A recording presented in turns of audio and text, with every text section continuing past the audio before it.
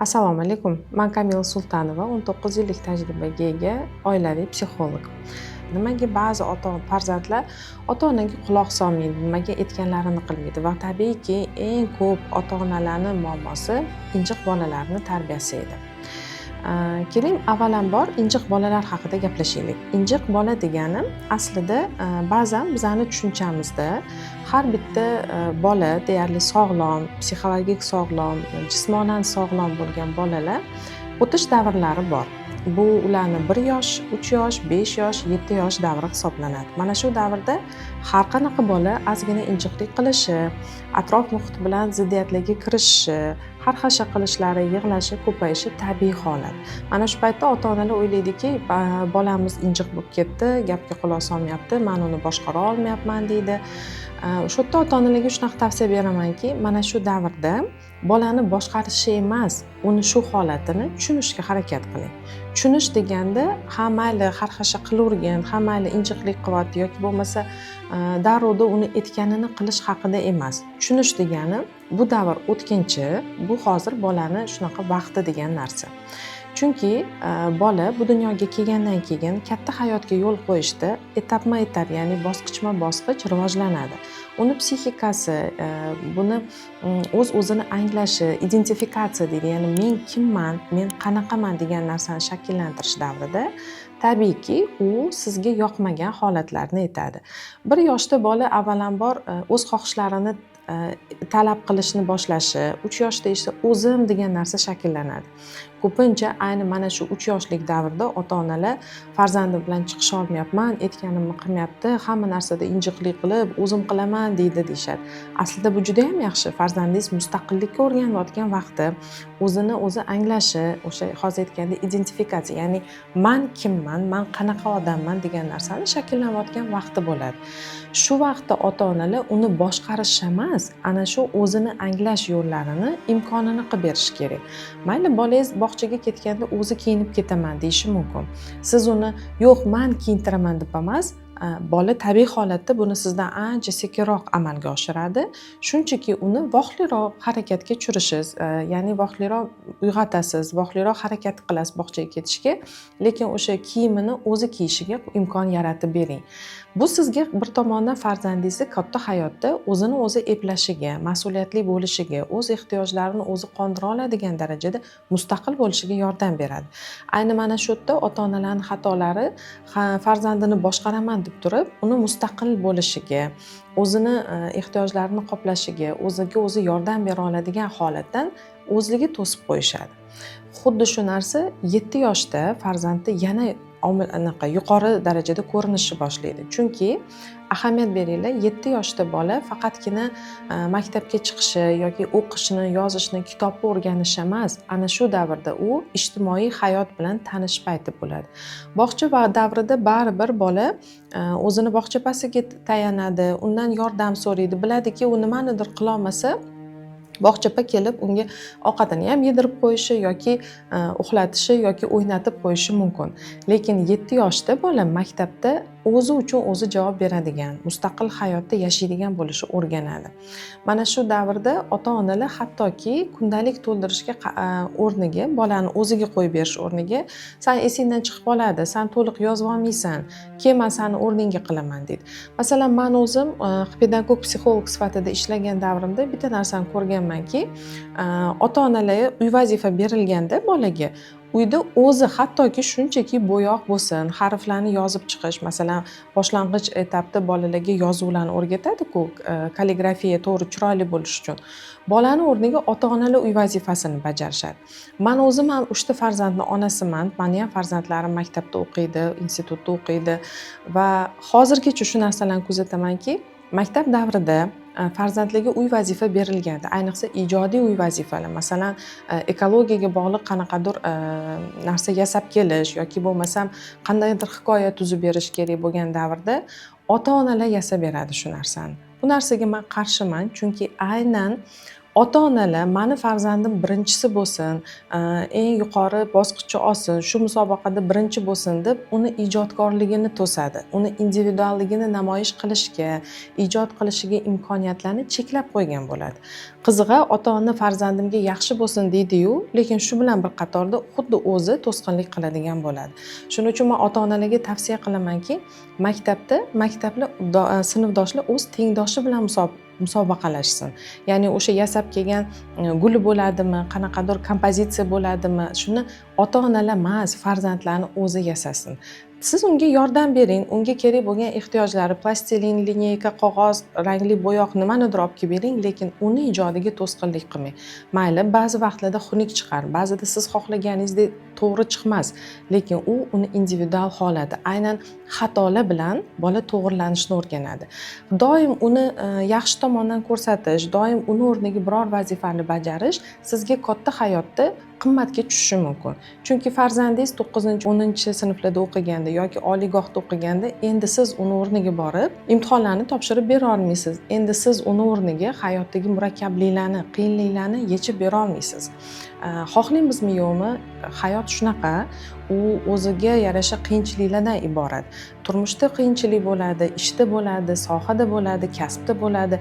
Hech qaysi kasb mutaxassisi, qaysidir yaxshi shifokor yoki yaxshi bir ijodkor birdaniga zo'r bo'lib qolgan bo'lmaydi. U qaysidir bosqichlarda yiqilishlardan, mag'lubiyatlardan va g'olibliklardan o'tibgina o'zini ekspertligini ko'rsatib bera oladigan bo'ladi. Shuning uchun siz bolaga bunga o'zingiz to'sqinlik qilmang. Endi injiqliklariga yana keladigan bo'lsak, injiqlik vaqtida bolaga bu narsani yengib o'tishga yordam berish kerak. U bu bosqichdan albatta o'tadi. Sizni yordamingiz bo'lsa ham, sizni yordamingiz bilan ham o'tadi, lekin ota-ona u injiqliklarni, xarxashalarni to'ldirib borish, ya'ni tasdiqlab borish bilan buni qaytanga psixikada faqatgina shu usulda ish bitirish mumkin ekan degan narsani muhrlab qo'yishi mumkin. Masalan, ko'pincha kuzataman, bolalarda nima ota-onalarning g'ashiga tegadi. Do'konga kirganda biror narsani xarid qilib bering deganda, mayli qo'y yig'lamasin deb olib berish yoki bo'lmasa hammani oldida yig'laganda sharmanda bo'lmay, uyaltirmasin meni degan ma'noda bolani hamma xarxashasini inobatga olib unga bo'ysunadigan ota-onalar bor. Mana shu yerda xato qilasiz. Mayli atrofdagilar ba'zan sizni muhokama bilan qaraydi, lekin ishoning, har bitta ota-ona bu holatdan o'tgan. Men ham psixolog bo'lsam ham, ta'lim masalasida, pedagogika, psixologiya masalasida bilimga ega bo'lsam ham, meni farzandlarim ham do'konda o'z vaqtida xarxashasini qilgan. Ayniqsa o'sha 1, 2, 3 yosh vaqtida va bu etapdan siz shunchaki yo'q deb qarshi qilasiz. Bitta muhim jihat bor, har doim ota-ona farzandi uchun avtoritet bo'lishni eslab qolish kerak. Ota-ona farzandini bo'ysundiruvchi bitta hukmdor emas, unga shunchaki avtoritet. Avtoritet degani siz o'z va'dalaringizda turadigan shaxs bo'lishingiz kerak. Qachon farzand sizga itoat qiladi, qachon farzand sizni aytganingizni eshitadi, qachonki siz uni eshitganingizda va bergan va'dalaringizda turganingizda. Masalan, farzandingizni qayergadir olib boraman dedingiz, lekin olib bormasangiz, siz va'dasida turmagan inson bo'lasiz va sizni hurmatingiz pasayishni boshlaydi. Yoki bo'lmasa, shokoladni hozir yemagan, ovqatingiz bo'lib keyin beraman degan edingiz-u, mayli qo'y yeb ola qolgin deb berdingizmi, yana sizni avtoritetingiz pasayishni boshlaydi. Ota-ona doim bergan va'dasida mustahkam turishi va nimagaligini farzandingizga tushuntirishingiz kerak. Shunchaki men xohlamayman emas. Ko'chaga chiqmoqchi bo'lsangiz, bolangiz yo'q deganingizda nimaga yo'qligini tushuntiring. Qorong'i bo'ldi, xavfli vaziyatlar ko'p bo'lishi mumkin. Sen hozir dars tayyorlashing kerak yoki bo'lmasam salomatligingga to'g'ri kelmaydi. Ya'ni bolaga shunchaki sizni qaysarligingiz emas, uni argumenti, ya'ni sababi va unga manfaati bo'lganligini tushuntirib bersangiz, ishoning, bolangiz injiqliklari ancha pasayadi. Ya'ni aytaman, u qaysidir muddat bu narsani davom ettiradi, lekin bu uni psixikasida odat tarziga aylanib qolmaydi. Shuning uchun farzandingizni injiqligini jahl bilan bostirish emas, uni jazolab bostirish emas, uni taqiqlar bilan chegaralab qo'yish emas, uni darrov psixologga olib borish emas. Yana bitta ahamiyatli narsa, hozirgi payt kuzatganimda o'zim hayron bo'laman. Ba'zida shunchaki 8-10 yoshli bolalar maktabda tabiiy holatda odatda ayniqsa o'g'il bolalar bir-biri bilan urushib qolishi, qizlarga tegajog'lik qilishi, sochidan tortishi, qalamini tortib qo'yishida darrov bu bolangizda qanaqadir narushение bor, psixologga ko'rsating deyishadi. Bu tabiiy holatlar. Bola xuddi shunaqa ziddiyatlar orqali bir-biri bilan muloqot qilishni, sinfda kim liderligini, kimdir bo'ysunuvchi ekanligini o'rganib oladi. Bunda darrov bolangizda nimadir yomon narsa bor ekan, unda qanaqadir o'zgarishlar bo'lyapti degani emas. Faqatgina men qachon e'tibor qaratardim, agarda maktabda farzandingiz so'kinsa, xunuk so'zlar ishlatsa, birovlarni haqorat qilsa va jismoniy zarar yetkazsa, tabiiy holatda bunda bola bilan psixologik suhbat, balki qanaqadir tarbiyaviy jarayonlarni olib borish kerak. Chunki bilamizki, bola agressiv bola nimanidir qayerdadir ko'rgan va shuni aksini ko'rsatyapti. Ba'zan shunaqa narsalarni hozir kuzatyapmanki, farzandlar faqatgina oilada, uyda zo'ravonlik ko'rmasa ham, internet tarmoqlarida, ijtimoiy tarmoqlarda, elektron telefondagi o'yinlarda ham o'sha zo'ravonliklarni ko'rib, uni hayotda tatbiq qilmoqchi bo'lib turishadi. Men ota-onalarni doim farzandingiz nima o'yin o'ynayotgani, qaysi YouTube'dagi videolarni ko'rayotgani, qanaqa multfilmlar ko'rayotgani diqqat bilan nazorat qilishinglarni taklif qilardim. Iloji boricha farzandingiz ko'rayotgan multfilmni birga o'tirib ko'ring, bir-ikkita seriyasini. Nima haqida ketyapti, nimani tatbiq qilyapti, bu multfilmni qadriyatida nima bor? Ana o'shanga e'tiborli bo'ling. Chunki siz uchun ahamiyatsiz bo'lgan qaysidir kadrlar, qaysidir so'zlar bolani psixikasida juda ham qattiq o'rnashib qolish va uni ongsiz ravishda o'sha agressiyaga, zo'ravonlikka moyilligini oshirib berishi mumkin.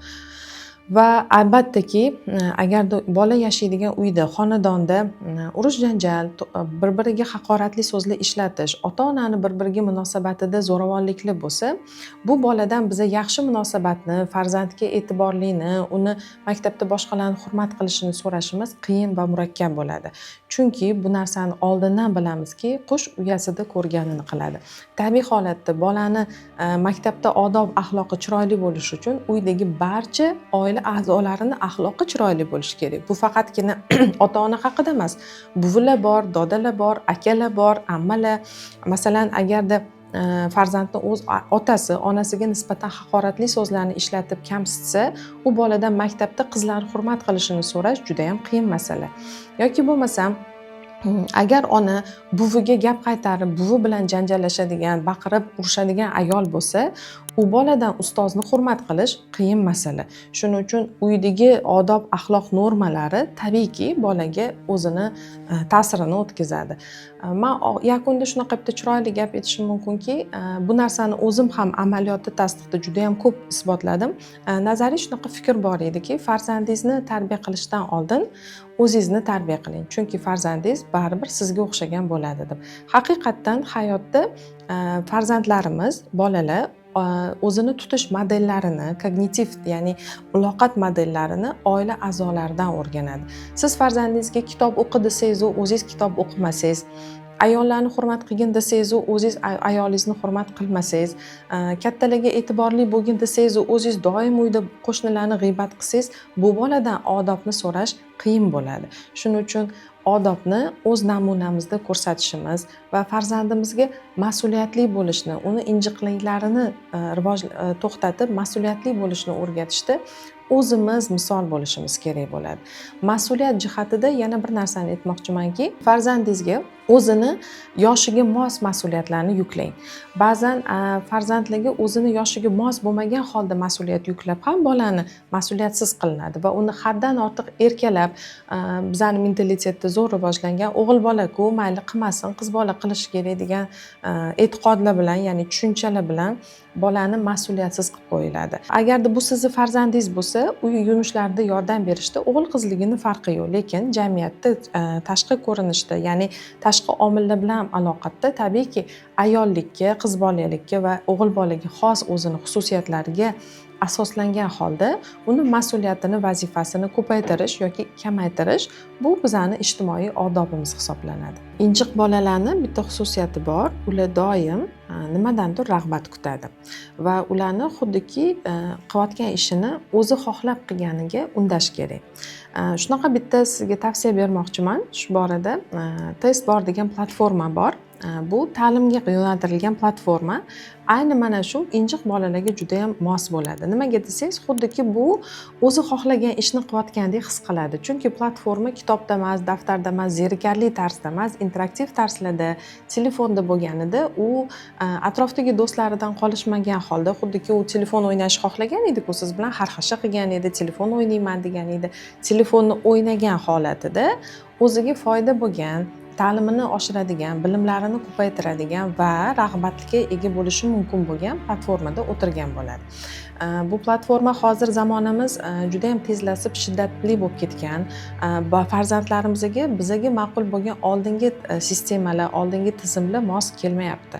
Shuning uchun ta'lim yo'nalishida ham hamma mutaxassislar bolalarga buni qiziqarli qilish, ularni ta'limdan chiqarib yo'qotib qo'ymaslik. Chunki ko'pchilik hozir ota-ona ayni shundan his qiladiki, farzandim darsga qiziqmayapti, kitob o'qimayapti, bekorchi bo'lib qolgan. Farzandingiz ana shu bekor vaqtini o'zi uchun foydali va xuddiki o'zi xohlagan tarzda telefonda yoki kompyuterda yoki planshetida o'tkazadi, lekin bu zarariga emas, foydasiga bo'ladi. Men juda ham ko'p ota-onalarda bu borada tavsiyalarni eshitdim. Natijalari shunaqa xursand. Ota-ona bolam telefonda o'ynab o'tiribdi deydi, bola ham men telefondaman deydi, lekin shu o'rinda o'zini matematika, ingliz tili va boshqa yo'nalishda intellektini rivojlantiradi. Men ham o'z farzandlarimga doim shunchaki oldingi sistemada ingliz tilida so'z yodladan ko'ra, platformada, telefonda, planshetda interaktiv tarzda ingliz tilini o'rgansa, bola qiziqib, zavq bilan va o'tda yig'ilgan ballari, ochkolari evaziga qandaydir rag'bat olganidan keyin xuddi uni muvaffaqiyatini his qilgan holatda yutuqlaridan o'zi ruhlanib, yana keyingi bosqichga o'tishga harakat qiladi. Agar bu platforma sizni qiziqtirgan bo'lsa, videoni ko'rib turgan kuzatuvchilarimiz uchun maxsus chegirma bor. Pastdagi ssilkaga o'tib, ariza qoldiring va chegirmaga ega bo'ling.